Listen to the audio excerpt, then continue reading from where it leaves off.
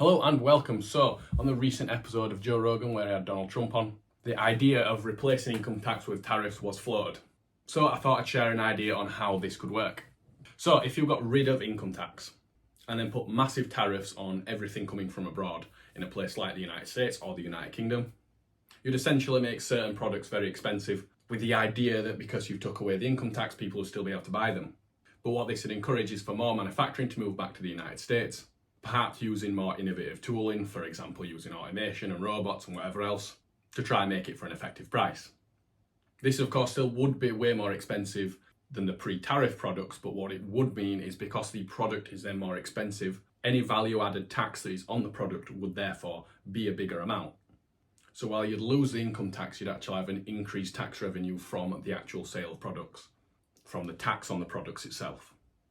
You can kind of think of it like in perhaps a place like Dubai where they don't have income tax, but then if everyone's buying Lamborghinis that are £300,000, then the tax on that product is going to be pretty tremendous compared to selling Ford Fusions and Ford Focuses and Toyota Camrys and Corollas and whatever else.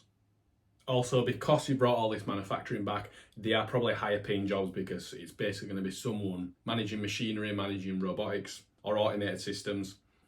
So in theory, these workers could also have more money just because of the job that they're now doing.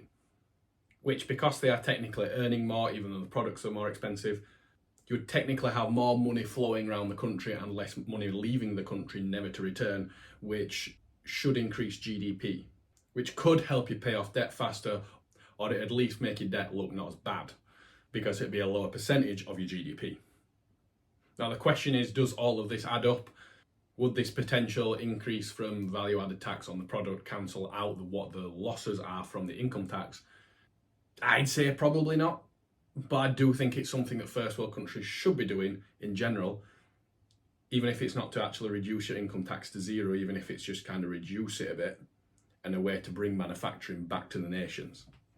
I think countries are going to need to be a bit more self-reliant in the future when you've got demographic issues in places like China and when you've got geopolitical issues boiling up all over the place, as it does every century. The calm we essentially had from 1945, excluding the Cold War, because obviously it didn't go hot, but the general calm we had since 1945 to say 2019, I'd say is largely coming to an end. One perspective that is misinterpreted is like who pays for the tariff.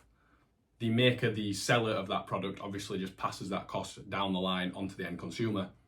So it is ultimately the end consumer that pays that tax, but it does promote manufacturing to stay in that economy or come back to that economy and country, and limits richer first world countries basically being taken advantage of by either other nations or just corporations trying to lower costs.